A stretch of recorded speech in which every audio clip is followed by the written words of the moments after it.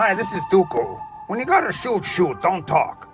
But there's a new podcast coming up, and those who double-cross me know nothing about Duco, but they know about Jay Jennings and Tom Betts. Hey, Blondie!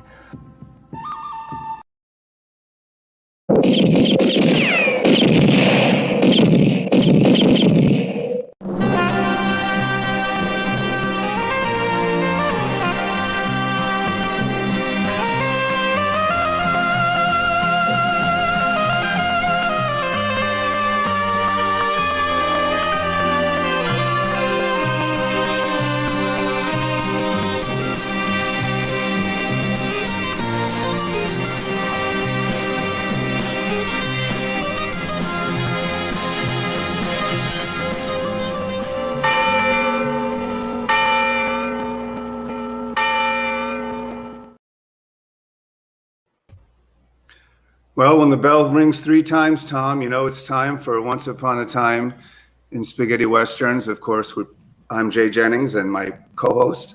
Tom Betts. And we have the one and only. Who do we have, Tom? I think it's Montgomery Ford from The Hat, but it's really Brett Halsey. That's right. Awesome. It's high noon here in the West Coast, and it's 3 p.m. in the East Coast, 9 p.m. in Europe, and it's 8 p.m. in the UK. And this is podcast number 8 of the only spaghetti Western podcast on the planet. We're here every Friday, and you can also watch past episodes on YouTube and on Facebook. So we're honored today to have the one and only Montgomery Clift, or AKA Brett Halsey. Brett, how are you? Ford. Oh, Montgomery Clift is dead now. Yeah. Oh, Montgomery. Well, I did that on purpose to pay homage. So anyway, we're going to get to why you're called Montgomery Ford in some of your films and how you went from genre to genre. I mean, you've been in everything, spaghetti westerns, and you made spy movies and swashbuckling, right? Hot rod movies. Hot rod. Soap operas. Soap operas, or the king of soap operas. Well, no. Oh, come on. and of course, the obligatory appearance on The Love Boat. Right, Brett? Oh, yes. Yeah. Before I start. Oh, sure. I want to salute all those who are trying to defend us from the COVID-19.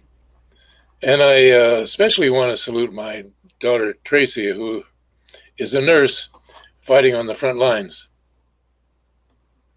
Oh, wow. Thank you, Tracy.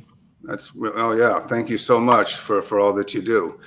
So, just so most of you don't know, my name is Jay Jennings. That's me, a poster collector, film collector, historian, but not on the level of my co-host. And Tom has been around for a while. He's done over there in the center.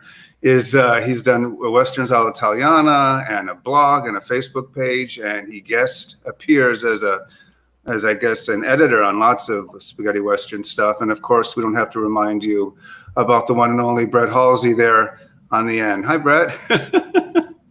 I love your background. What do you got there on the wall? Well, these are posters from some of my old movies, many of my old movies. The big one up there, Jack and Jenny, was a German movie. Today We Kill, Tomorrow We Die is down there. Mon Pa Kettle, The Fly, Return of the Fly, Submarine Seahawk, Hot Rod Rumble. All my favorites. Yeah. Someone mentioned Jack and Jenny on the blog the other day, right after we talked to Brett on Thursday. They mentioned Jack and Jenny. I said, "Well, you watch when he comes on. There's a big poster right behind his head." Well, it's one of my favorite posters. Yeah, we'll be showing posters from your career, Brett, and little clips, little surprises. Good. Yeah, some memories from the past and stuff. So I was going to say that you started your career, I guess, doing a bunch of early TV shows in the 50s, kind of like Life of Riley and Brave Eagle, Gunsmoke, Death Valley days. What did you learn from those early years? Well, actually, I started before that. I was okay. I was under contract to Universal for a couple of years. I went to the Universal School and worked in 13 movies while I was under contract. Wow. they had a new talent program. They don't have those programs anymore, but where they would train people, and the kids who were going to the school also worked in pictures because that was part of our education, and it was a great education to go even having a bit part in a picture with a big director and big stars. So it was a very good school. But you're right. I think Life of Riley. I'm not sure if Life of Riley was my first job after Universal. It was either Life of Riley or Life with Luigi. Ooh, wow. Life with Luigi was the first live TV show to go out of CBS Production Center in Hollywood. Right. No, because I remember you, as I said, you had many spurts in your career: television, then you went and did all these different genres, then you came back to television, and then you went back to movies again. So you've always kept busy, which thank goodness us fans get to see you. I was gonna ask you, your first film, I think, where you were featured was that Audie Murphy biopic, To Hell and Back, right? Either that and I think Montauk Kettle at Home was the first. Oh, yeah. Oh, maybe your first Western where you were featured then. I mean, with Audie Murphy, with the first star of kind of the Western genre. Yeah, but it was the story of his life. Right. It was phenomenal. Audie's story, the book is around in the movie. The book is much better. But what he did, working in the movie with him, I was part of his patrol. And the things that he did in life that they recreated in the movie, it was just to watch, to be standing there, acting there, was standing, and watching him do these things was amazing. Audie was an amazing sort of person. I'll tell you a little side story that's indicative of his character. We used to spar in the gym. We were pretty friendly. And they had a gym at Universal, and Audie and I was a lot taller than Audie, but we used to spar as part of our workout in the gym. There was no hitting in the face. That's actors. You can't hit in the face. Anyway, once I accidentally popped him in the nose, and I was surprised. He was surprised, but I saw it was like a thermometer, the red coming. And I put my hands down and I said, "That's it, Audie, this fight's over." And I turned my back. I knew he wouldn't hit me if I turned my back. But he was a hothead. It could have resulted badly, but the minute I turned my back, he was okay, and we never had a problem. Did he have any flashbacks while he was making the movie? I don't know. Yeah. Right. I'm not surprised. You know, we know much more today about that post. Sure. And Audie probably did. Audie was kind of troubled. He would drink and carouse some things, but he was a good person. Oh yeah. Let me ask you, because we have so much to talk to you about, and please feel free to expound. Love stories like that. I think I just said after you did that, I think early in your career, you made a bunch of hot rod B pictures, like Hot Rod Rumble, High School Hellcats, The Crybaby Killer with Jack Nicholson, and then, of course, Speed Crazy, one of my favorites, some great dialogue in that. Were those fun to make, or is that how you learned how to make films, or how the bills were paid? What did those early years mean for you? All of that. How the bills were paid, learning my craft. Working in B pictures is a great school because there's no time to waste. You don't fiddle around with wondering about what you're going to shoot. The directors, if they're going to continue directing, come to work prepared. Yes, there's Crybaby Killer right there. Yeah, that's interesting. Her name is Carolyn Mitchell. She was married to Mickey Rooney, and her boyfriend shot her because he caught her sleeping with her husband. That's interesting little story. Side wow. So how was it working with Jack Nicholson early in his career? Jack and I have become friends since then, but again, we were working. there wasn't time to fool around. But we had our time. It was funny. The last time I saw Jack was at a party, and he introduced me to somebody as the best chess player he's ever known. We didn't talk about acting at all. It's a funny thing when I see actor friends of mine, people expect that we talk about show business or something. But no, well, I can remember. Yeah. Now I'm dropping names again. It's all right. I'll come back to it. I can't. You know, when they changed my name, my original name was Brett Halsey. I mean Charles Hand. And when the studio changed my name, people used to come up to me and they'd say, "Hi, my name is so and so," and I'd stick my hand out and I'd have to stop and think. Wait a minute. Yeah. Oh, I'm Brett Halsey. So I've never heard the names. Well, let's take a look just for the fun of it. Don't know the last time you saw this, but let's look at the trailer from Speed Crazy, Brett. Okay. Don't crowd me, man. Don't crowd me.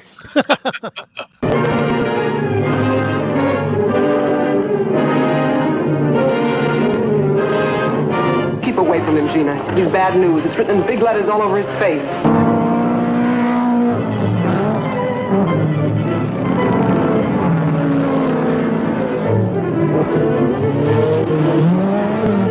Don't crowd me, Joe. Don't crowd me.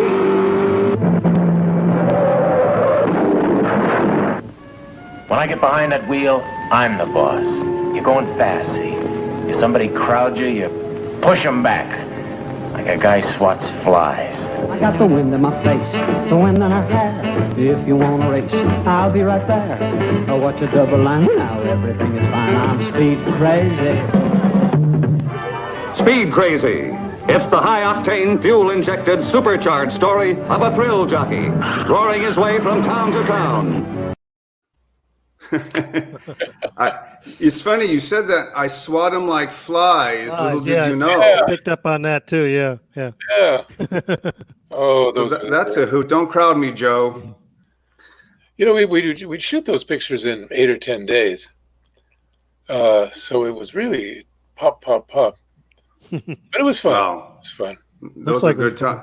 So then later, I think after that, basically were in one of the main films that you're known for, Return of the Fly. What was that like in being such an iconic movie that's part of a early franchise?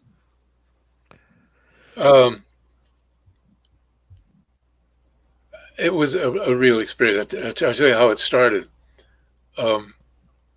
I'd starred in about these hot rod pictures, I don't know, 4 or 5 pictures, and I was paid $500 a week with a 2-week guarantee, so I'd make $1,000 for making a movie. And often, if we shoot them in 8 days, they would think that I screwed them out of 2 days of work. I had to do the whole 2 weeks. Anyway, when they offered me the Return of the Fly, I said, "Okay, I'll do it, but I want more money." I said, "It's not a B. More money, or I'm not going to do it." And they argued back and forth. I just said, "No, I don't care." So the head of Fox's B division was damn it, I can't remember his name. Lippert, Robert Lippert, who was a big producer. And he called me into his office, which was a big surprise, because to be dealing with a studio head at that time of my life was unusual. Anyway, Lippert said, "Look, kid, I want you to do the movie, but I'm not going to pay you anymore. But I want to tell you something. You want to do this movie. It's going to be good for your career. I promise you it's good for your career, but I'm not going to give you another dime." I said, "Well, okay." And thank God I did, because it resulted in, we finished the movie and I did one more independent, but the movie was a stepping stone into a contract at 20th Century Fox. And then my next movie was a big one. Comic Submarine? No, no, no, no. I have it written. I have your bio here too, and I can't find it. But anyway, no, I mean, that is a legendary film.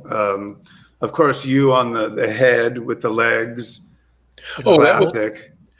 That was part of the deal. Was I didn't have to wear the head, so the days when the head was working, I didn't have to work. So that was one more way I was cheating them out of a day's work. There you are. Help me. And yeah, help me.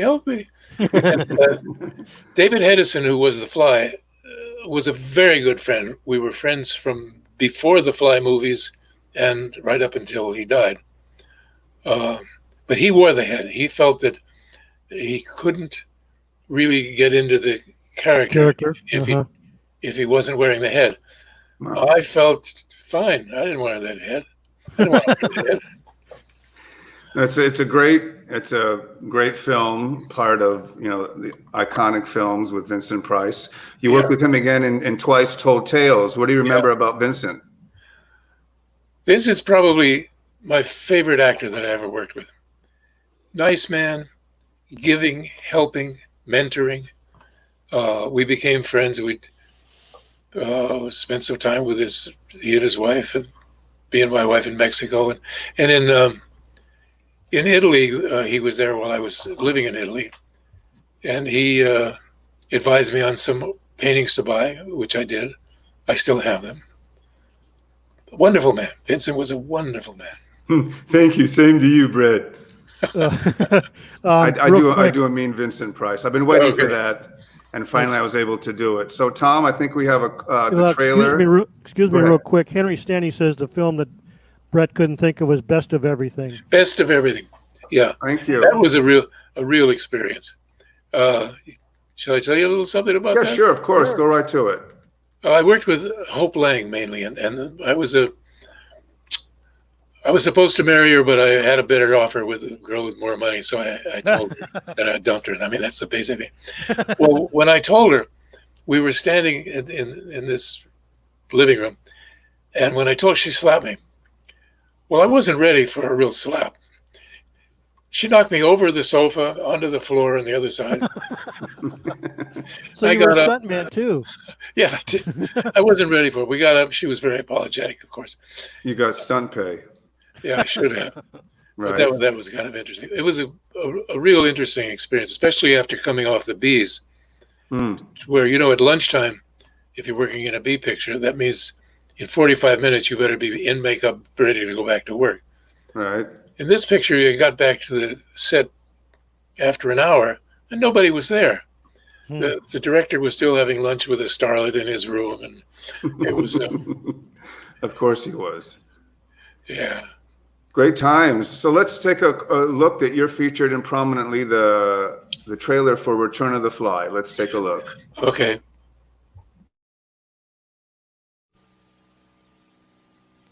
Listen. Do you hear? It's coming back, turning the screen into a buzzing, crawling, creeping nightmare of terror.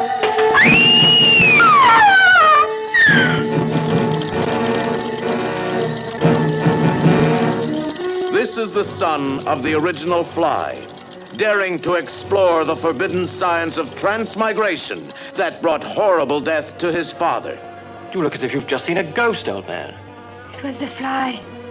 Fear that will fasten its choking grip on you, as his weird experiments spawn the twisted monstrosities of a living hell. The Rat Man, whose hands and feet are changed to paws. The living corpse who rose from his coffin. And the return of the Fly, seeking revenge with 1,000 eyes. Smashing anything that stands in his way. Suppose he does come here. What if Philippe does not have the mind of a human, but the murderous brain of the Fly? He's on a murderous spree with 1,000 eyes, Brett. I remember one advertising line in New York, and they said, The Fly is open. It's the biggest thing ever seen on Broadway. You bet. Okay. Wow. Tom, anything you wanted to ask Brett about his career at this point? I remember that at the end, they're sitting on the park bench and you hear this, help me, and then they zoom in on the fly in the spider web, you know. Never, once you see classic. that movie, you never forget it. That's for sure. Well, yeah, it's So it's like the shower scene, I think, in Psycho. Psycho. Very similar. Let's move on to a fun little cult film that our good friend director Jim Wynorski asked what you thought about making Atomic Submarine. That was very interesting.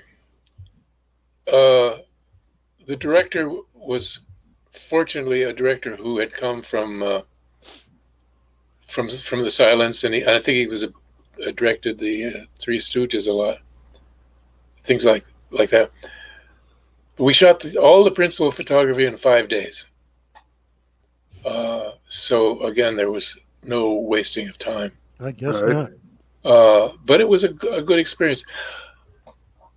One thing I remember is playing a minor role was Bob Steele, who was one of my idols when I was a child, as a cowboy in the Saturday serials.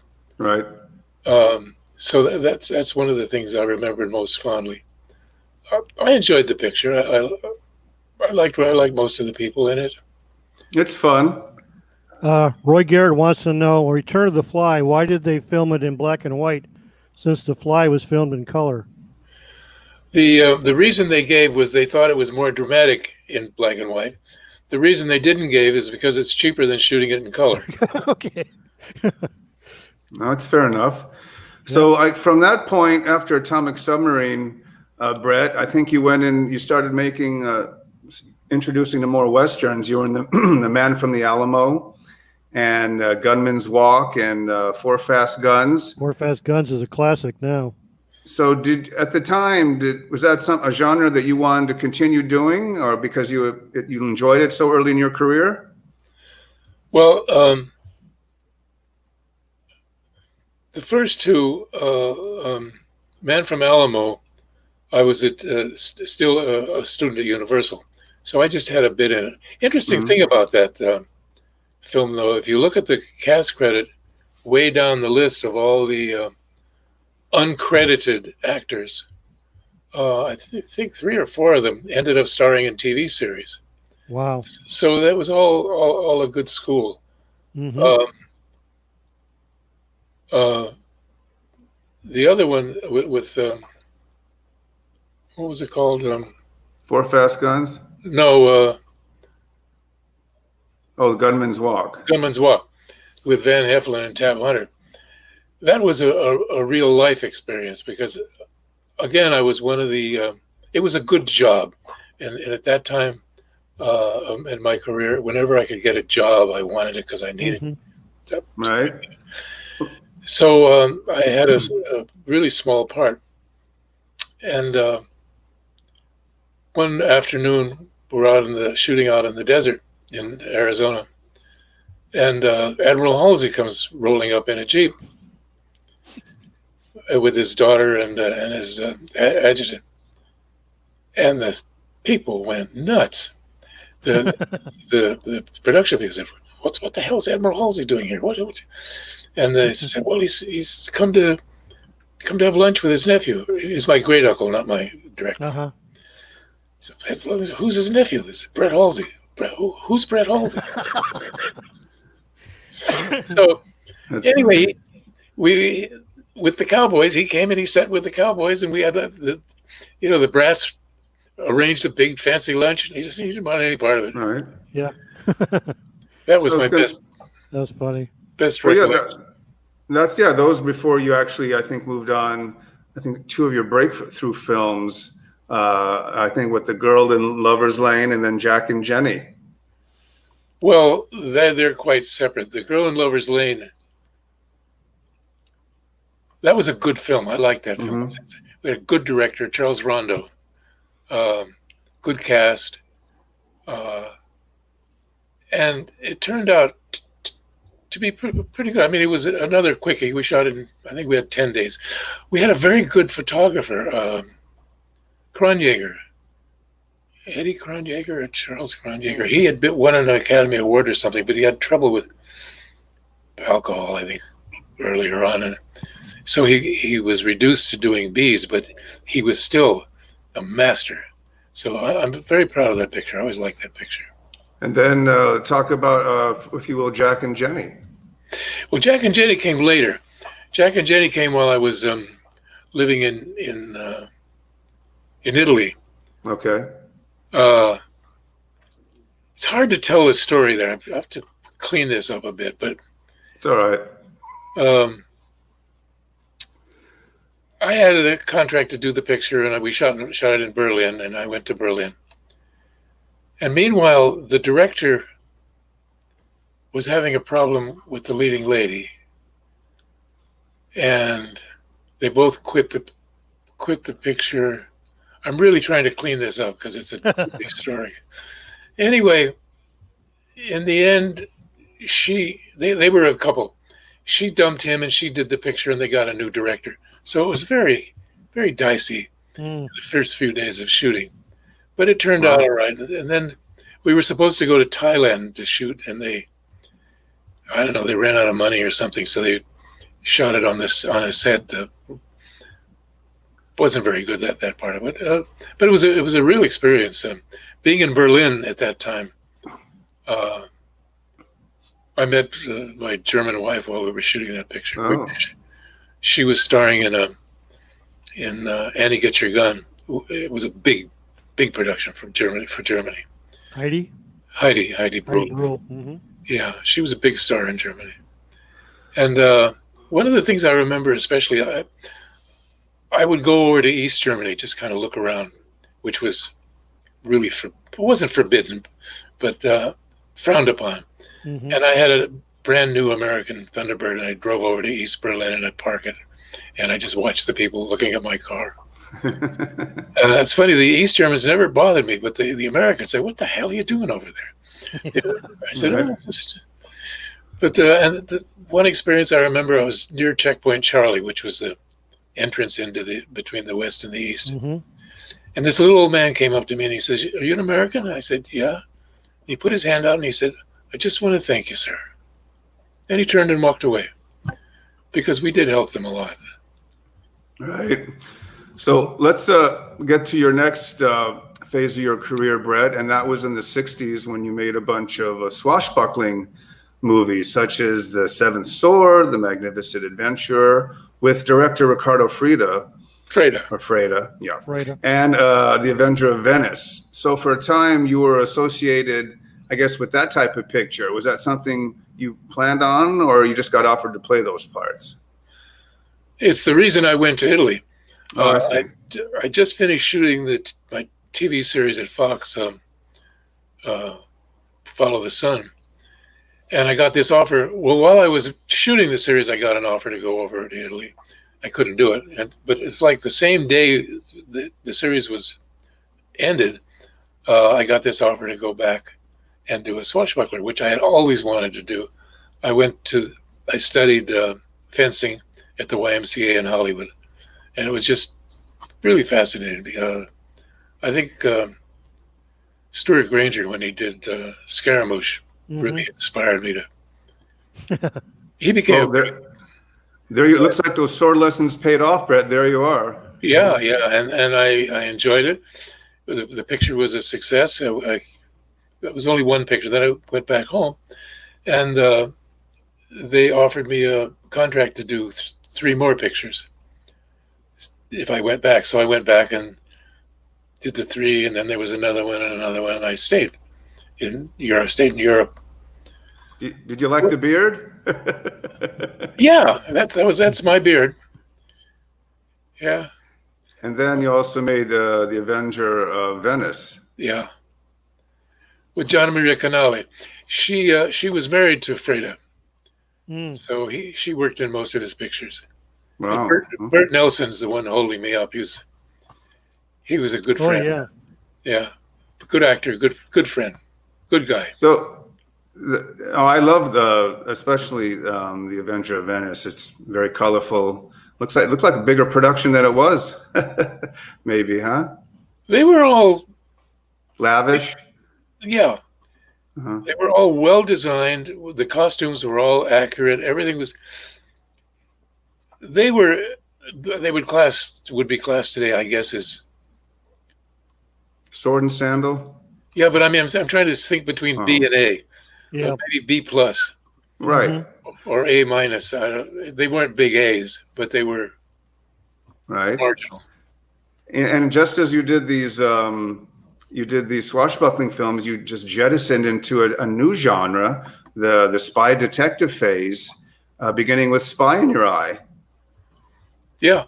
Well, the Italian market kind of went from, it started with the strongman, the machiste pictures, then to the swashbucklers, then to the detective imitation James Bond, more or less. Right. Then to the westerns, and then to horror. And I worked in all of those. Not many actors can say that. You've definitely been in many genres. Let's take a look at some other posters. Espionage in Lisbon. Yeah. That was a fun picture. That's the one that I was talking about. We shot mostly in Portugal. But we traveled. We shot in Berlin. We shot in Lebanon. I think we also shot in Rome and in France. We shot in. Wow, all over. Yeah. And you also did Bang Bang too, Brett. Bang Bang, yeah. That was a really fun picture with Sheila. She's a big pop star in France, still is. And it was my first picture where I acted in French.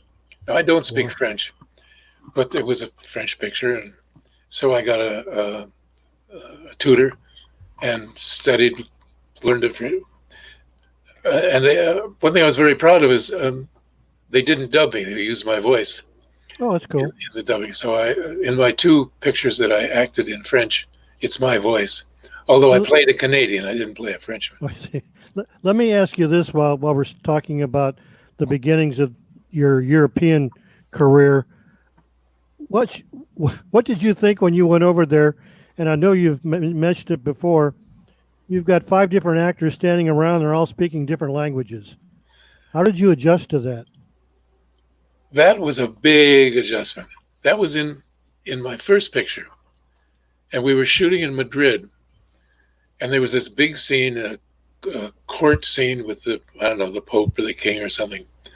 And there were 5 actors in the scene, and each of the 5 actors was speaking his own language. Mm. Well, and I not only had to learn my lines, I had to learn their lines to know when I was supposed to speak. Because I'd hear this languages that I didn't know. And so I'd watch, and then also I started doing little tricks, like I'd count. I'd say, he speaks, she speaks, I speak, blah, blah, blah. But it worked out all right. That's one problem. And the other problem is because they didn't care about languages, they didn't care about sound on the sets. So the cameras didn't have audio. No. And so people would walk around. Fredo used to have his dogs on the set, and his dogs, if they get excited about something, they start howling. And no, it was a real mess shooting without sound. Right. Well, we're going to also talk about dubbing too a little later, but I think now is the part we've all been waiting for. I guess the fans of the genre, the spaghetti westerns act, so to speak. You made some memorable ones from 1965 to 70. The first being Kill Johnny Ringo. And before we talk about it, let's take a look at who we're talking about. Wow. Well, that's cool sound. Here we have Johnny Ringo, and I think Tom was going to ask Johnny, while we have him, a question about that hat of his. Yeah, well, no, not yet. Okay. Johnny Ringo, Brett stars as Texas Ranger Johnny Ringo, who goes to town of Eagle Pass to investigate a counterfeiting ring. The only clue is some 15 years before, a man named Victor Mellon, an employee of the federal bank, disappeared, taking with him two $10 molds. After finding a young Mexican who can identify the forger, Ringo tries to capture him before he reaches the border. After several ups and downs, Sheriff Parker turns out to be the leader of the ring and is actually Victor Mellon. Some trivia here. Victor Mellon was played by an actor named Lee Burton, and Lee Burton's real name was Guido Lollobrigida. Yeah. Ring a bell? He was he was the cousin of Gina. Yeah. One of the questions that I know you've answered this before, but I got a note on the comments. Was Lee Hardcastle wants you to tell the story of why you wear a hat throughout the film? Oh, okay. The stuntman problem. Yes. Then you know the story. Yes. But the audience probably doesn't. Well, while we were shooting the film, the production had to take, by certain Italian laws, had to take a student from the film school, from the National Film School. That's CSC again. They took this boy, and he was I don't know, a sheriff or something. Anyway, they put me in a cell, and he's supposed to hit me in the head with a pistol, and I go down and they lock me in the cell. Well, it came to shoot this, and the kid was really nervous. And I said, "You ever done anything like this before?" He said, "No." I said, "Okay." Here, and I very carefully, with the pistol, showed him how to do it, how to fake the hit, and he kept getting it wrong and getting it wrong. And finally I said, "Listen, boy, if you hit me in the head, I'm going to kick your ass." And he said, "Oh, no, I won't do it." I said, "Okay." So we shoot the scene, and he hit me in the head, and I went down out cold in a puddle of blood. Well, he thought I was going to get up and hit him, but I was out. They hauled me to the hospital, had my head stitched up and my hair shaved, of course. So through the rest of the picture, I had to keep my hat on to hide the fact that I had no hair back there, a big bandage. Oh, the secret's out. So, no, it's a great film, legendary, of course. And this began, I guess, the first of four. Is it four Tom Spaghetti Westerns? Yeah. And the next one is also a classic, known as many things. Today we kill, tomorrow we die, or today me, tomorrow you. Which one do you like better, Brett? Today we kill, tomorrow we die. Sounds good to me. The Italian title is Today it's me, tomorrow you. Yep. Oggi a me, domani a te. Right. Right. That was a good film, good director. The director, Tonino Cervi, is the son of one of Italy's big movie stars, Gino Cervi. But Tonino was primarily a producer. And he, I don't know why he directed this, but he did. And he was very good. And he should have directed a sequel, but he didn't want to direct anymore. That was it. That was his whole deal. All right.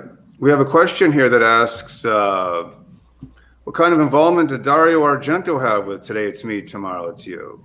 Thank you, David. Dario wrote the script. I have often heard that he was on the set and helping. No, he wasn't. We've become friends through the years. I've worked with Dario on television, actually. But it was funny that he wrote the script. And then we had Tatsuya Nakadai. Right. Played Mexican heavy. And Nakadai was one of Japan's biggest stars. So for him to play in a Western was a real departure for him. But he had this samurai determination. He looked straight. He'd never ridden a horse, and he was probably thrown, I don't know, 10, 20 times. He'd just get up and just bullet through. And also a scene where I'm chasing him or he's chasing me, I don't know, through the woods, and he wouldn't look down where he's going, and he'd trip and fall in the tree branches, tree trunk, tree. The roots and stuff. Roots, yeah. Yep. And he'd just get up and go and go and go. I really admired him. His wife was with him, and he in films in the Japanese films, a very hard, but in life he was really a sweet, gentle man, and so was his wife. I enjoyed working with him very much. And then, of course, Bud Spencer was a big Italian star. Bud Spencer's Bud Spencer. Yeah. Well, for those who haven't seen the film, I'll give you a quick synopsis of it.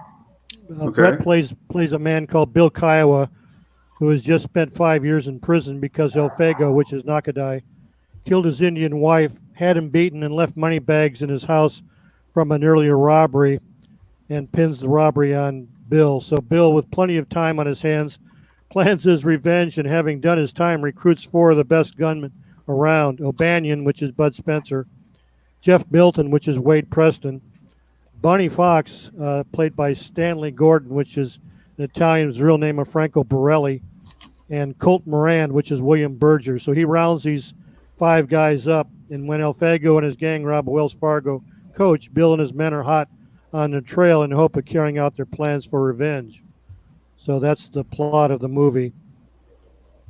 You're very dark in it, Brett. You got the dark beard. You wear the black. Well, the hat he's got on his head is from The Day We Kill, Tomorrow We Die. That's the hat. Right, I know that. I'm just saying, very brooding character. I mean, you kind of look like this is a joke. Elvis and Charo a little bit there. Yeah. Yes. Yeah. Well, that was the character. That's we went over. We rehearsed it before we started shooting this. It was a very serious. Let me ask you 2 questions. Did you know Wade Preston before you went over to Italy? Oh yeah. Did you know him from the States? Okay. The other question is, did you do your own stunts? Mostly. Yeah. Well, first I'll tell you about Wade. Wade was a good actor, and he did a series at Warner Brothers called Colt 45. Right. And but he was ornery, and he would make trouble sometimes. Anyway, he got in an argument with Jack Warner, and that Warner took seriously. And Warner fired him, banned him from the lot, blacklisted him in Hollywood.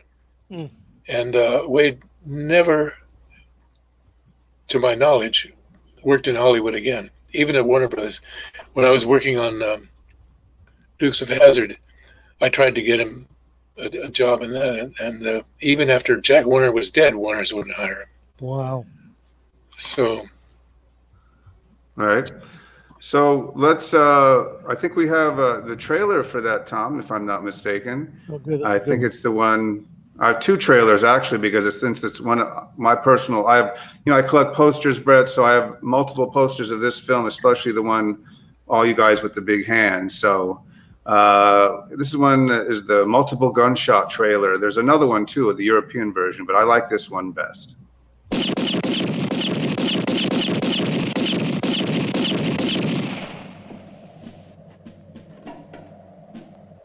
Tu hai visto tutto. Allora chi ha cominciato?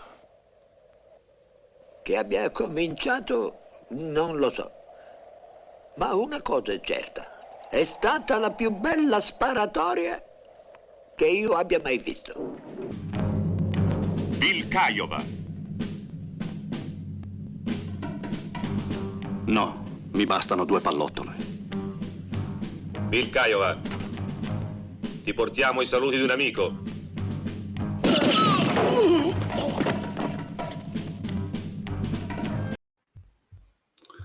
Another classic trailer starring the one and only Brett Halsey. So let's move on to your next spaghetti western film, which is Day of Wrath, this is where the beginning of your, I guess, your alter ego. No, Today It's Me, Tomorrow You was the beginning. Oh, that one used it first. Yep. Yeah. Oh wow, I'm a day behind. Well, that's all right. Okay.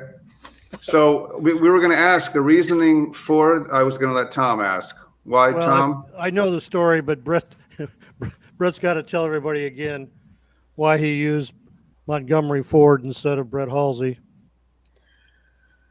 I'm asked that question often. Well, I even ask you myself are. sometimes. In my career, in my life, I've often done things just to be honoring. And when they asked me to do this picture, I said, okay, but, and I was trying to think of something, I don't know. So I said, I want to use a different name. Why? I said, why? Because I want to, that's why.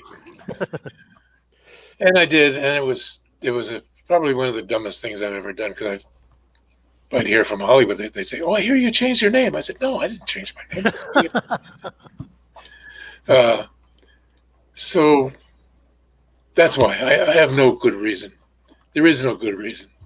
But what happened to the film at the end of the year? Well, that's yeah. The film ended up being the second biggest grosser in Italy that year. So then all of a sudden, Montgomery Ford was a movie star. So it was. Yeah, it where's Montgomery Ford? It was difficult to kill him. I did one more picture as Montgomery Ford, then that was it. Okay. So maybe we should salute that then with another trailer. This was a special one that I had on just in case we discussed it further. So let's take another. What's that? Time. It's starting to go fuzzy. It didn't go out, but it's fuzzy.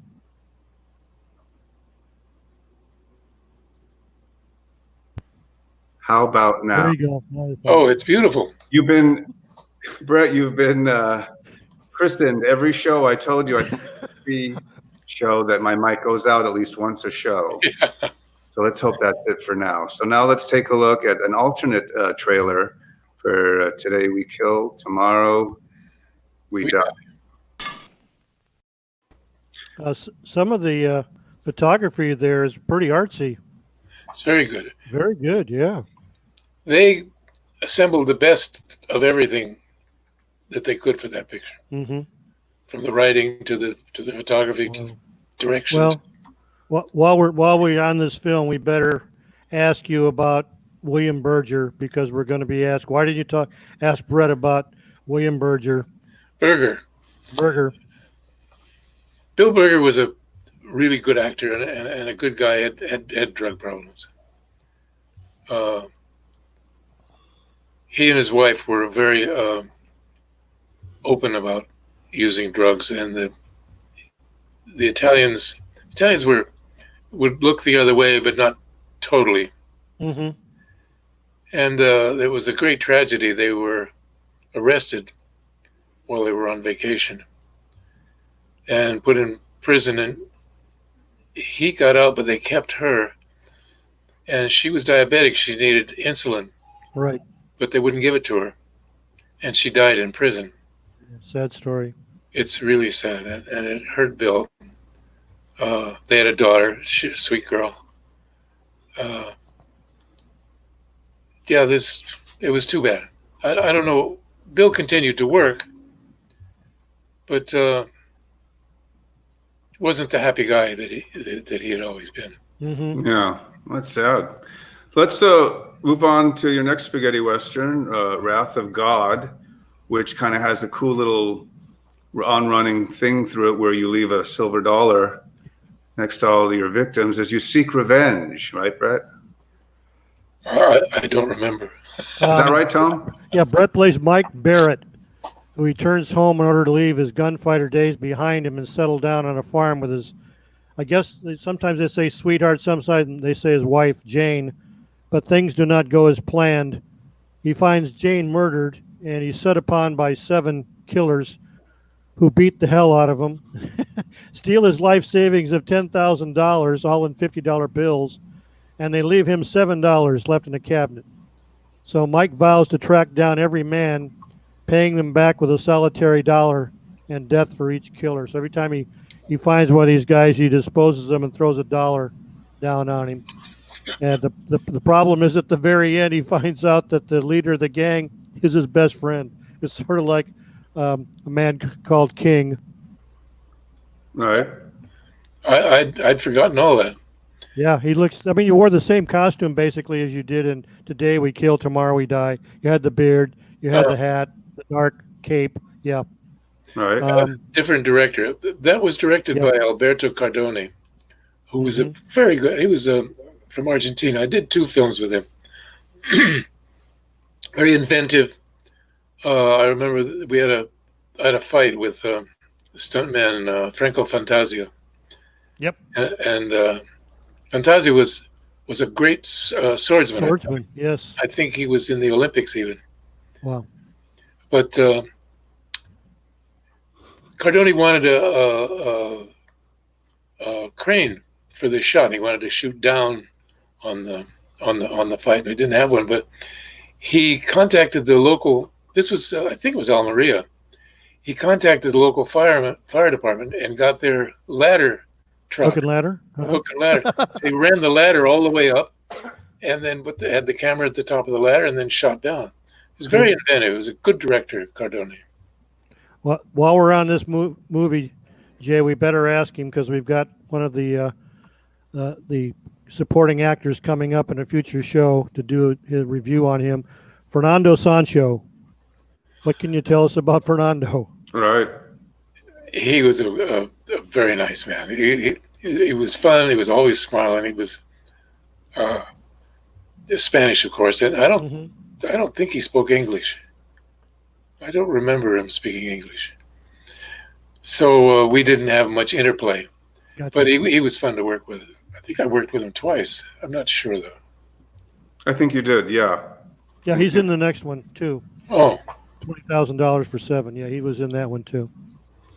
So let's see what we have here in the machine. Oh, we have a little tribute to Wrath of God. I hope you enjoy it, Brett.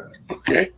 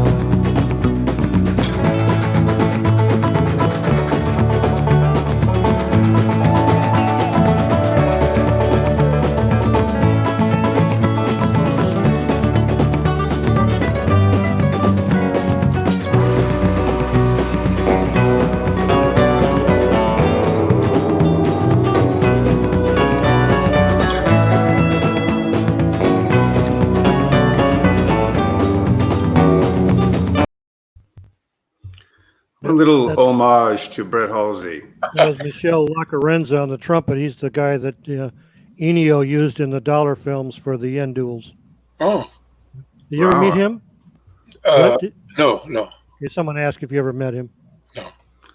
So let's move on to your next spaghetti western, and that is the simple title, well, at least in one part of the country or the world, Kidnapping. And I think it's also known as 20,000 for 7. Correct. Isn't that another Montgomery outing, or? I don't think so. Okay. Might be, but I don't think so. IMDb lists him as Montgomery Ford, but Preston he only did 2. He was there. Anyways, he plays Fred Leinster, an alcoholic ex-sheriff who is paid to collect a ransom for the kidnapping of a young boy. When he finds out the particulars of the crime, he turns the tables on the outlaws, which are led by Sheriff Bill Cochran, Herman Lang, who superseded him. So he basically plays a drunk that because his wife and I think a daughter or son were killed in a buggy accident, he blames himself. So he's one of these guys that goes on a bender, and he sort of redeems himself in this film here by saving the boy and taking care of the outlaws. You remember about that film, Brett? Practically nothing. I remember it was also directed by Cardone. Right. Shot in Almeria. Well, yeah, you're basically hired to rescue a kidnapped boy. The poster is legendary. I have various versions of that. A lot of people, as well as myself, thought your character was based on the drunken sheriff that Dean Martin played, kind of in El Dorado. What do you know about that? Nothing at all. Oh, for 2. I remember one thing. I think it was maybe this picture where we're starting to shoot a scene. And I said to Cardone, I said, no, we shot this scene. We already shot this scene. Why don't we shoot it again? He said, no, we haven't. And the producer came and he said, no, you're both right. You did shoot the scene, but it was in the last picture. Duplicated the scene? Well, it's just a similar scene. Similar scene, yeah. Wow. Tom, you've seen Kidnapping. What do you think about it? I haven't seen it in a long time. I thought he was very good because he plays a different type of character. He's not the the hero type. He plays this drunk, but he redeems himself. So it's a different type of role. He's not the anti-hero that everybody expects to see. I wish I remembered it. Do we have it? Kidnapping? No. Oh, I don't have it. Oh, that's wow. Anyway, let's. I was going to ask you a question that we talked about in the pre-show. That you dubbed a bunch of movies when you were in Italy. Was that due to you had to, or you were hired to do that as well? I dubbed myself whenever I could. Okay. But if I wasn't available, they would use another voice, and I did like dubbing, as I had explained before. I wasn't always very good with money, and my wife at the time was kept me on sort of a budget. But if I did dubbing, then that didn't count. That was my own pocket money. Oh, on the side, I see. Yeah. So I did dubbing whenever I could, and I dubbed quite a few actors. I do remember dubbing another prominent actor's voice in a film, and afterwards I heard that it was his best performance, which made me very proud. With your voice. Because it was you. With my voice, yeah. Well, then after that, you made your final spaghetti western for the maestro Mario Bava, Roy Colt, and Winchester Jack with Charles Southwood. Was he a friend of yours? No, I met him while we were doing the film. I don't know much about him.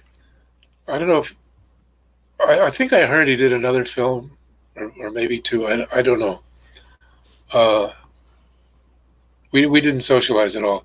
Okay. The actress Mary Lou Tolo, we did 3 or 4 films together. So I knew her, of course, and we got along very well. Well, the question is, how was it working with Bava, of course? Wonderful. Bava is one of those directors that it makes the work fun. I did 2 films with Bava, and it was always pleasant, easy, even though sometimes our shooting situations weren't always pleasant. Bava made it pleasant. He was a very nice man. I also worked with his son Lamberto. He's a director. Right. Bava is one of the greats. We're big fans of Bava and his well, at least I am. About Tom. Did you have a script on this, or I've heard that after the first couple of days, Bava basically tore up the script and you made it up as you went along, day by day. That could be true. Yeah, that's what Sometimes Southwood the said. scripts weren't very good. Mm-hmm. No, that could be very true, because Bava wanted to make fun, and it was a fun Western. It was kind of jokey. Yeah. I was going to ask you about Mary Lou Tolo, too, because she was supposedly, I mean, if you watch this movie and you've never seen her in anything else, you'd think, wow, what a wild and crazy actress that girl is. But I've heard she wasn't anything like that. Well, then you heard wrong. Okay. I heard wrong. Okay. Yeah, she was pretty wild and crazy. Was she? Okay. That's a whole story. Well, we've got an hour. Well, she would do things like she was publicity crazy. Mm-hmm. And she said, listen, it'll be really good publicity. I'll set it up with the paparazzi, and they'll catch you coming out of my apartment in the morning. And I said, well, wait a minute, Mario. What'll my wife say about that? And she said, oh, she'll understand. She's an actress. She'll understand. I said, I don't think she would understand. I don't think we're going to do that. But she would do things like that. She was. Yeah, gotcha. So, Tom, anything else regarded to spaghetti westerns you wanted to ask Brett? I think that's what I've got. Again, in Roy Colt and Winchester Jack. Yeah. Lee Burton is in it, and which we talked about, and Charles Southwood. Robert Manell interviewed Charles Southwood, I would want to say back in the mid-'90s. He tracked him down, Brett, because we always had a question, was Charles Southwood his real name, or did he copy Clint Eastwood and just make it up? And Charles Southwood was his real name, and he tracked him down in Grants Pass, Oregon. And he was basically a scientist. I don't know if he worked for a college or whatever, but he called and talked to him 3 or 4 times about the films that he was in, because he made about 3 other spaghetti westerns, a couple of them with George Hilton. And it was funny because he thought that he should get the top billing on Roy Colt and Winchester Jack. And I'm going, listen, everybody knows who Brett Halsey is. He's still around and he's still prominent.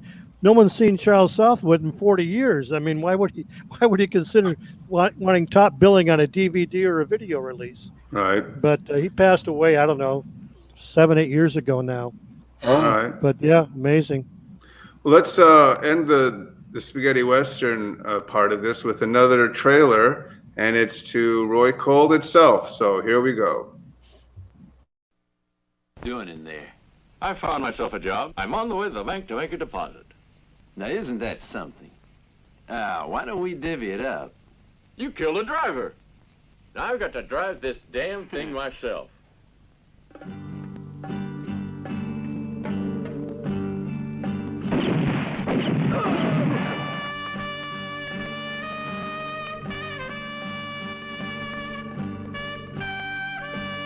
Well, Reverend, I know all about the gold. Your map is false.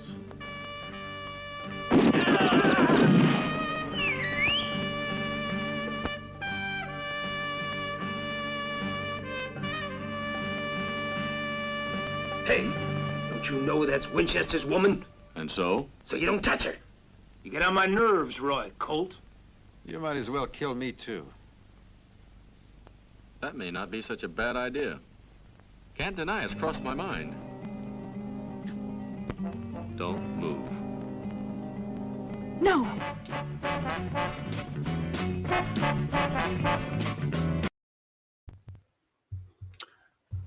Famous last words, don't move.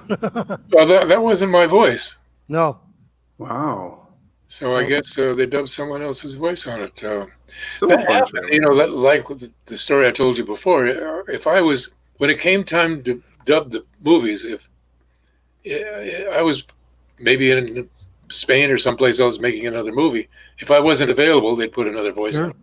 Well, people don't understand that even like the Italian actors, Bud Spencer, Terrence Hill, a lot of their movies are dubbed because, like you, they were so busy, it came time to dub them. They weren't available, so they would have someone come in and dub them, and then they tried to keep the same voice actor so that it sounded like them film after film after film, but they say, well, that's impossible. No, it's not. They're too busy to dub, because by the time they did all the, as you said, they recorded them silent, so by the time they edited them and got them ready to go, it could be a couple of months down the road.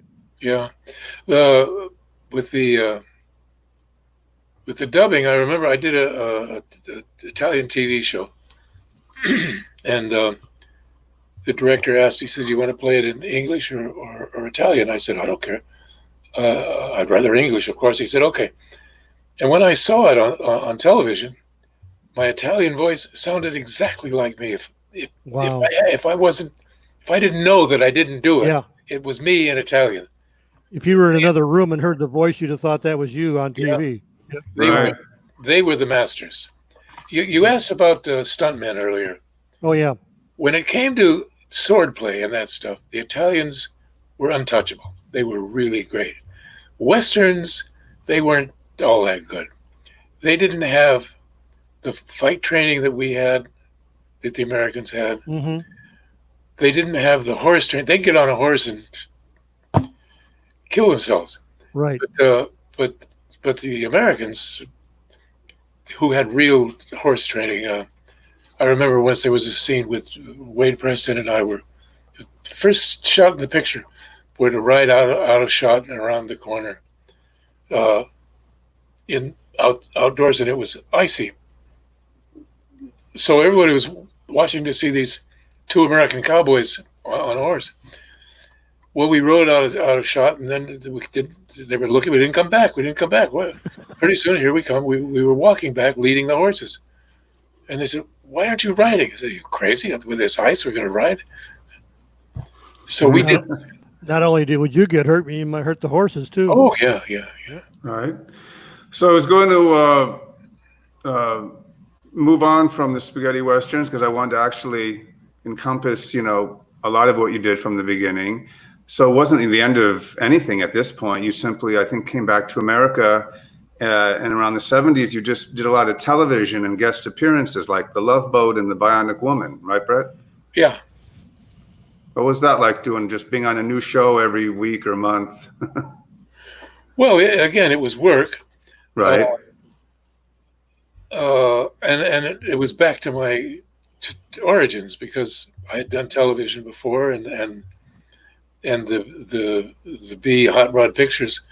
Today they'll shoot an episode of television that take more time than we took in the hot rod feature. Right. Gotcha. I enjoyed the work. It was a little strange coming back. I'd been away too long, and I was surprised. I thought of myself as a movie star, and when I came back, they said, "Where you been?" Right. So I had to reestablish. Right. And then I was going to say that from the 70s and the 80s, you basically reinvented yourself again in a new genre. Working for directors like Lucio Fulci with The Devil's Honey and Touch of Death and Cat in the Brain and Demonia. So you're making these kind of gory horror films. Was this a career move that you wanted to make, or is it something you didn't mind? It was still work. I don't want to say I didn't mind. I enjoyed it, and I worked with all of the masters of Italian horror, of European horror. Fulci, Bava, they were Cozy? Yeah, Cozzi, Mm-hmm. Luigi Cozzi. And it was fun. It's working with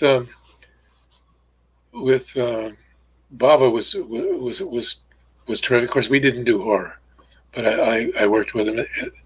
But Fulci, we did four film, so we got in tune, so we could. The one picture I just saw it the other day, Touch of Death. It was originally just a straight horror, and we made it kind of black humor. I liked working with him, and it was nice to have a new career. It was one of the pictures. I think it was Demonia. Right. We shot in Sicily. That was really weird. We shot in this little old town way up in the hills in Sicily. It was so remote, this town, that you walk down the street and everybody looks like their cousins. A little demented. And we shot in the basement of this church where they had corpses laid out on shelves that had been there for maybe 100 years, dressed and everything. Smell was awful. Oh. It wasn't a stink smell, but it was just the smell of deaths. Oh, you're getting ready for the part. Is that where you played the cannibal and you grind the women? Is that a different one? That was a different one. Okay.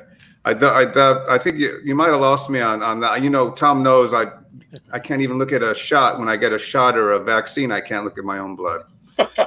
That's why I like Val Lewton films, just black and white and the shadows. No, the Italians went for blood. Lots of blood. Right, and I'd be remiss if I'd also didn't mention you didn't make a horror film with him, which is rare, but you got to make a film with Jess Franco, Esmeralda Bay. How was that? That was kind of fun. I was in Spain doing something else, and I was finished, and I ran into him. And he said, "I'm doing this picture. There's a part you can play. You want to stay?" Because if the fact that I was already in Spain saved him transportation to bring an actor from somewhere. Jess was very good that way. Was he as nutty and crazy on the set, or is that just rumor? I didn't see any nutty and crazy. Oh, wow. But what he did was might seem.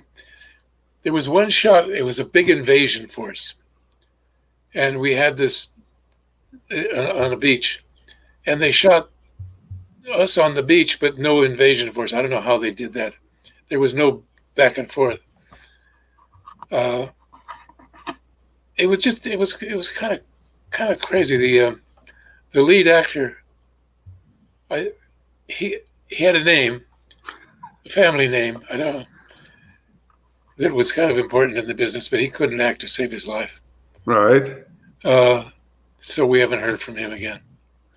Okay.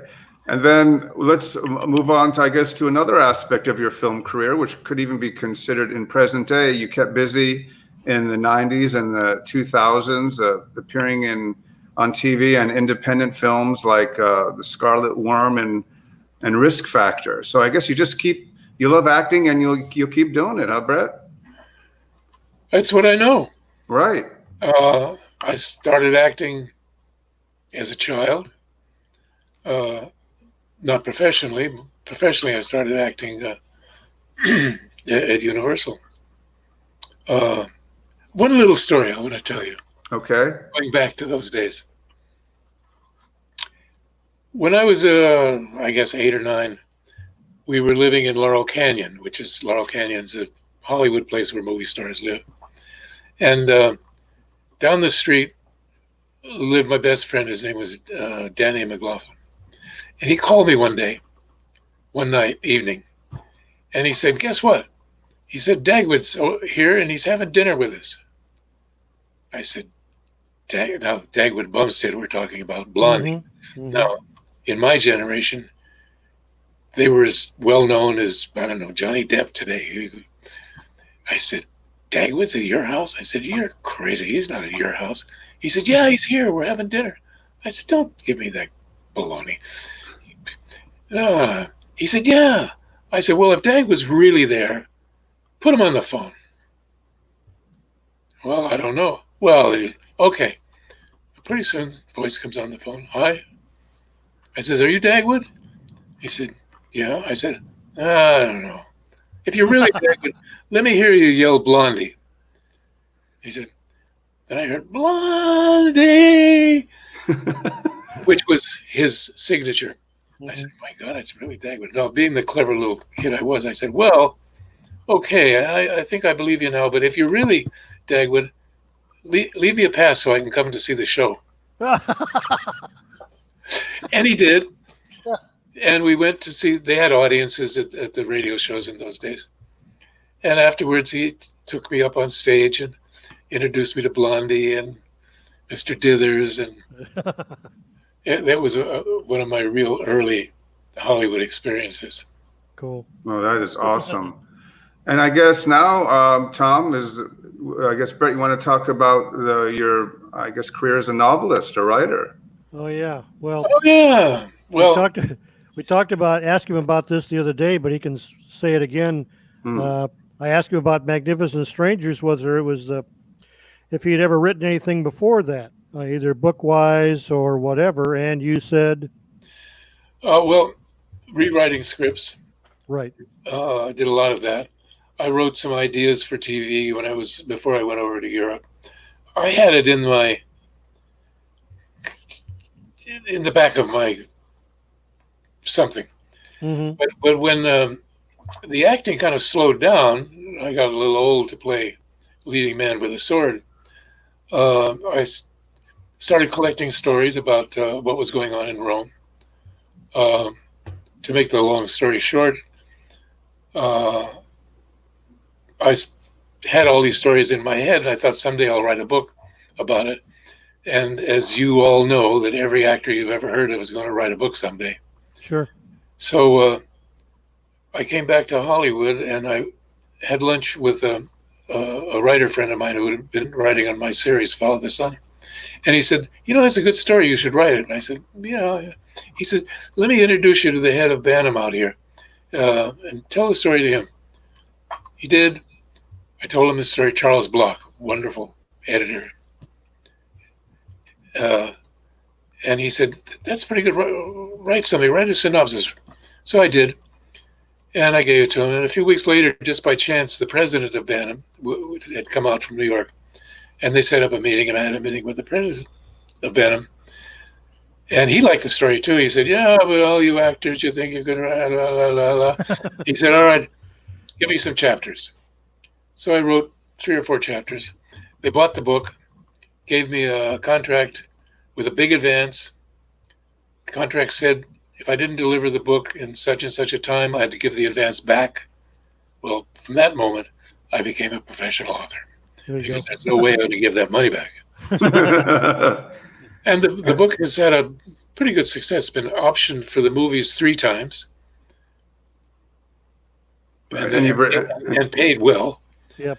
So now I've written, just by chance, I have a couple of books here. What do you got? Well, here they are. Got a couple. Take your time. Can you see? Wow. So I keep busy. I'm working now on Grave Misunderstanding is a noir, black. A woman accidentally kills her husband while he's trying to rape her, and she accidentally kills him. So she and her boyfriend decide, for other reasons, that they would bury the husband's body in the grave of his ex-wife. Oh, God. Which gets the story going. Really? Anyway, the last couple of days I've been working on a screenplay of that novel, which is kind of an interesting project because there's so much in a novel that you can't. It's too much for a movie. Right. So deciding what to put in and what to take out keep it going. That's my and also I'm finishing a Western, a follow-up to West of Hell, same characters. Look at that, same place, same time. That's amazing. That's a first, I think, in internet history. Well, that is awesome. It's because I'm in there. I had to buy a copy. Yeah. You use my name in there, so. That's how I sell books. I write people's name in there, and they have to buy the book. Oh, okay. Maybe I'll be in the next one. Yeah, I've already working on it. Oh God, okay. You aren't being a pervert, do you? That's the fine. one I like. Fits me perfectly. That's the one I like. This is one of my favorites. It's historical fiction. Yep. Based on my family history and what happened in California. And That's a great one. Yesterday's Children. This is about. There you go. People in soap opera. Mm-hmm. Oh. Sex and violence, and here it says adultery, abortion, incest. That's what's happening on your TV set. But behind the camera is where you'll find the real story. Is this like Magnificent Strangers? Are there real people here? Yeah. Wow. Magnificent Strangers is real people. Yep. That's incredible. So let's see what else. Oh, I was going to ask you one quick question. Go ahead. One more that I'm writing, Czarina. Yeah, go ahead. It's called The Czarina's Favorite Italian Cousin. It's a comedy set in Russia in the 1800s, where this Italian warrior prince is on his way home on New Year's Eve, and he's just trying to get out of Russia. But instead, he gets caught in this little town and in their politics and duels and romance and all kinds of one problem after another. That's almost finished. Wow. So that's incredible. So you see this, I'm sitting in this room. This is where I spend most of my time, except when Victoria gets us out to do some exercise. With this virus business, you can't, it's hard to go. The gym is closed. Right. So we just go for walks and things. Well, you're looking good, though. Well, I feel pretty good. My doctor thinks I'll make it another year or two. Oh, good. Another book. Another book, yeah. Another book. I have too much to do. I can't afford to die, so I have to. No, we were just honored that you were here, and we're going to just, jump on the bandwagon of showing books because now, guess what? What it's time for, Brett? It's time for Book of the Week, where Tom and I show our spaghetti western books. Oh, you showed about 6 or 7, so that's fine. Unless you wanted to show another one. Well, this is a book that was written about me. Oh, hold on. Yep. By an English author. And here's another one that he wrote about me. Look at that. Extra book of the week, folks. Excellent. Yeah. Awesome. All right, Tom. Tom's got his copy. I've got that one too. So we're back to back on that one. Yeah, John Murray. He's a good writer. And then I guess I'll show mine. I guess Tom hasn't shown his yet. This is a tough one to get. I got a friend in Japan sent it over to me. It's called Macaroni Posters.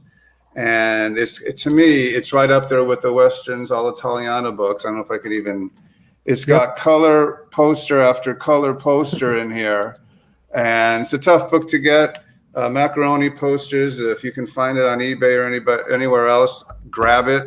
And Tom, what is your book of the week?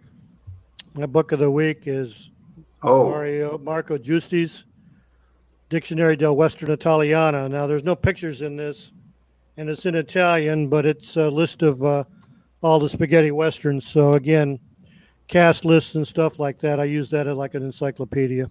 How many are there? Italian western? That looks like a thick book. There's estimates when the beginning they were saying 360 some. There's more like 600 and some. Yeah. 600? Yeah. If you include Euro Westerns and Zorro films, like I asked you about, Winnetou movies, Winnetou, the German stuff, They were pretty good, the Winnetou pictures. Yeah. Fantastic photography, cinematography in those. Yeah. So, and I thought you meant how many books are there. I don't know how many books on spaghetti westerns. About 35, 40? Easy. 45, 50? You got time for another little story, Winnetou? Sure. Of course we do. I was going to Berlin once, and I had a script of actually West of Hell.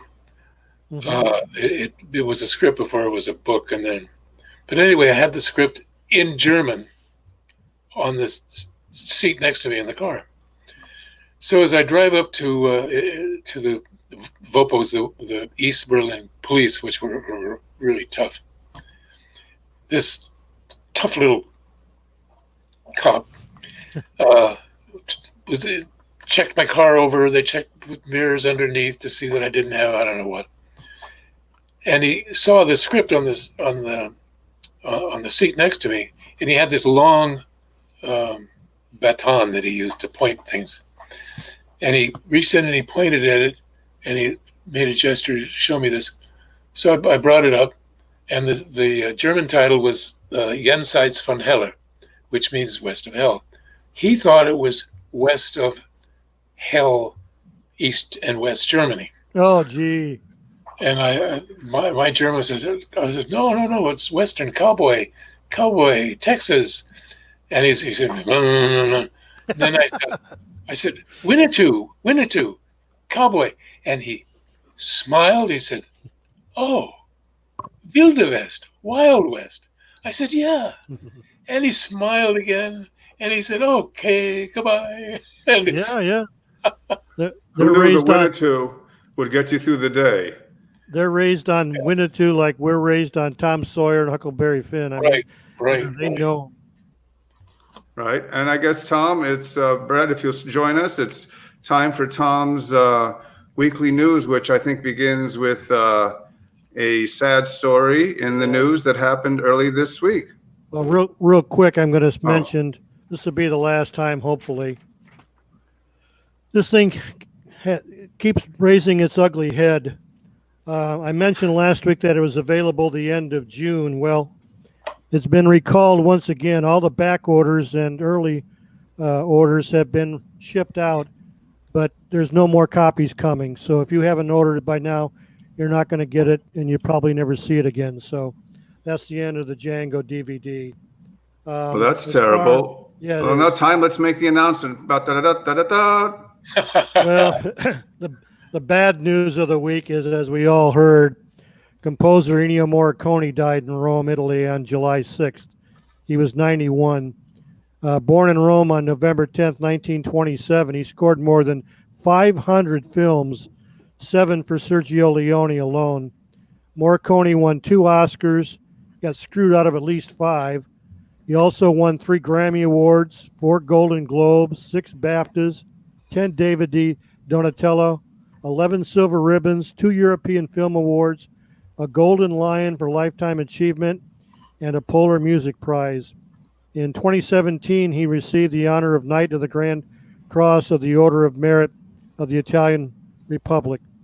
He was an Academician of Santa Cecilia, belovedly called the Maestro by all his fans. He was the soul of the spaghetti western. Many of us were turned on to the genre just because of his scores of the dollar films, and many of us became Morricone collectors. Even though he was a very private man, we knew more about Ennio than homegrown composers like John Williams, Jerry Goldsmith, or Henry Mancini. Yeah. We anxiously awaited his next scoring assignment and film score release. He had international fan clubs, magazines, and publications published in his honor. Later in life, lucky fans got to actually see him and his orchestra perform in concert halls around the world. I bought tickets to 2 concerts, but both were canceled. I was able to meet him in 1994 in Glendale, California, where the ASCAP composers honored him with a Lifetime Achievement Award. I shook his hand and told him how much his music meant to me. Thankfully, his genius was recognized early, and all of his music has been preserved for generations to come. We should count ourselves lucky that we were alive during his creative years and enjoyed decades of his compositions. The maestro is now with Sergio, but he has left us with a legacy of his music to sustain our sorrow. Rest in peace, Ennio. There will never be another like you. Amen, Tom. Yes, sir. Amen. He was one of a kind. One of a kind. Yep. He definitely was. And so now I'm going to do what I do every week, Brett, and then we can say adios. And that's thanking the fellow Facebook pages out in Spaghetti Western Land on Facebook who are kind enough to promote the show and tell all the fans out in Facebook land. So, but first we're going to start with right there. Who's that? That's the Spaghetti Western database. Sure. And as we cover all our faces, and they are the go-to website for anything Spaghetti Western, latest editions, new on home video, reviews, top 20 lists. As Tom says, he uses it daily. That's right. Are you familiar with the site, Brett? I am now. Oh, awesome. Wow. And let's thank some of our other Spaghetti Western Facebook groups. We've got Tom's own Westerns All'Italiana and the 800 Spaghetti Westerns group in Spain. Once Upon a Time in Italy. We have the Spaghetti Westerns group and Spaghetti Western movie posters. Spaghetti Western Il Miglio del Western All'Italiana. Of course, Spaghetti Westerns Unchained, Fanatiques de Western Spaghetti, and the Opera of Violence, the Spaghetti Western fan club, our 2 YouTube friends, Hideko Uno and Hulk Janoon, who always supply us with great videos. So what do you think, Brett? Did we do okay? Sure. Anything you wanted to add? Any things that we need to know, or did we pretty well cover it? I think we've covered it, except, let's see, I have 30 or 40 people here that I didn't get to, but... Do you want to mention some friends you want to say hi to? No. Okay. Thank your agent and that would be another... no. No, my agent's dead anyway. Sorry to hear that. Literary agents. Everybody, they're all dying all around me when I think of all my spaghetti western colleagues in Rome. Yeah. They're all gone. All gone. All right, there's still some remaining as yourself, and we're so happy that you joined us. And I hope you people out who are watching, the fans of the show, both on Facebook and on YouTube. Once again, you can catch us every Friday at high noon on Pacific Standard Time, 3 o'clock in the East Coast, 9 o'clock in Europe, and 8 o'clock in the UK. Of course, this show is always archived for future watching, and you can go back and cue it right to a point that you want to watch. So, like the ending. So once again, for our special guest today, thank you so much, Brett Halsey, for coming by. Thanks, Brett. It's a pleasure. Thank you. And for Tom Betts, the one and only Westerns all'Italiana professor, I am Jay Jennings, and I guess we'll see you next Friday. And I think all things are pointing toward our Fernando Sancho show, Tom. Yeah, I got to get lots of sleep because that's going to be an all-nighter on that one. Oh, it's going to be a week. He's got 50 or more films. Oh, there's a lot there. Wow. Oh, yeah. Unbelievable. We might have to cover like 5 every 5 seconds or something. But Sancho and Gordon Mitchell probably did more westerns than anybody. Yeah. Eduardo Fajardo was another one. Yeah. Yep.